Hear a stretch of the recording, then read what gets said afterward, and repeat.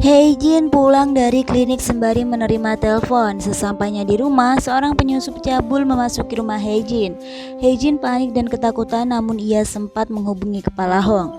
Segera Kepala Hong tiba di rumah Hye-jin dan melawan penyusup cabul itu.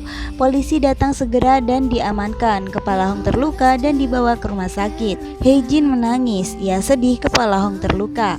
Tiba-tiba produser datang namun terlihat gugup. Kemudian produser memastikan keadaan Hye-jin baik-baik saja dan segera pergi. Hye-jin dan Kepala Hong meninggalkan rumah sakit. Kemudian Hye-jin menginap di rumah Kepala Hong. Hye-jin mengganti baju kemudian meneguk teh hangat.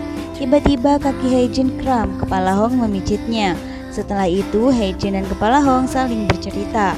Namun tiba-tiba angin menerpa jendela Hye-jin. Hye-jin melompat ketakutan. Ketika Kepala Hong hendak keluar, Hye-jin memegang ujung kaos Kepala Hong. Akhirnya Hye-jin tidur di ruang tamu dengan Kepala Hong membacakan puisi untuknya. Hye-jin segera terlelap. Keesokan harinya kabar penyusup cabul menyebar ke seluruh Gyeongjin. Ketika Hye-jin hendak berangkat ke klinik, warga Gyeongjin menyapa dan mengkhawatirkannya. Ketika melanjutkan perjalanan, sahabat Hye-jin kembali ke Gyeongjin, kemudian saling menyapa, mengkhawatirkan dan berakhir dengan pelukan. Di klinik, Hye-jin dan sahabatnya saling bercerita, kemudian sahabat Hye-jin pulang lebih dulu. Sepulang dari klinik, Hye-jin membeli kue untuk Kepala Hong. Ia mengingat bahwa hari ini peringatan kakek Kepala Hong, namun kue Hye-jin belum sempat diberikan. Warga berdatangan dan membawa berbagai makanan untuk Kepala Hong.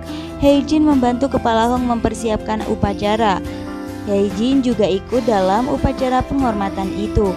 Kemudian Hye-jin dan Kepala Hong makan bersama.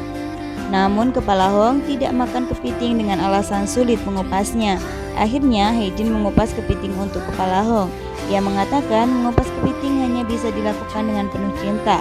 Kemudian suasananya menjadi canggung, Hye-jin segera pulang. Sesampainya di rumah, produser menunggu Hye-jin. Kemudian Hye-jin menemaninya makan malam. Produser menyatakan perasaannya kepada Hye-jin, namun Hye-jin tidak merasakan apapun. Ia tercengang. Sesampainya di rumah, Hye-jin dan sahabatnya saling bercerita dengan pernyataan cinta yang melelahkan.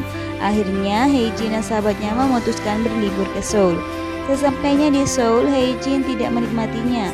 Hye-jin terus melihat kemeja dan baju pria. Ia juga terus teringat dengan Gyeongjin. Saat makan di restoran, Hye-jin terus membicarakan Gyeongjin, bahkan membandingkan hidangannya. Sahabat Hye-jin heran tidak mengerti mengapa Hye-jin terus-menerus membicarakan Gyeongjin. Selesai makan di restoran, di luar hujan, namun Hye-jin menerobos hujan dan segera kembali ke Gyeongjin, sembari mengingat kenangannya dengan Kepala Hong.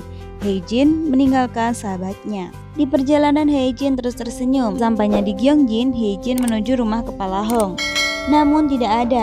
Hye-jin melihat Kepala Hong di seberang sungai lalu menyatakan perasaannya kepada Kepala Hong dengan terbata-bata. Hye-jin meminta Kepala Hong untuk tidak menjawabnya. Namun Kepala Hong memegang tangan Hye-jin dan menerima perasaan Hye-jin. Cerita berlanjut pada episode yang akan datang.